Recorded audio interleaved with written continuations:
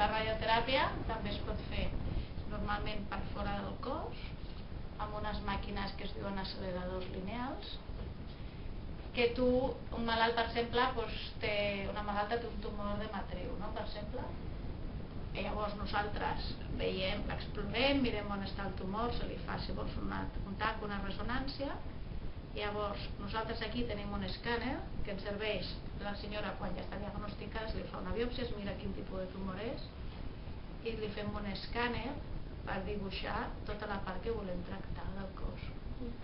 i vigilar, perquè per exemple el tumor de coll uterí, un tumor de matriu, doncs tens la bufeta del pipí per davant, el recte per darrere, els budells per allà al mig. Llavors has de vigilar, de tractar bé el que vols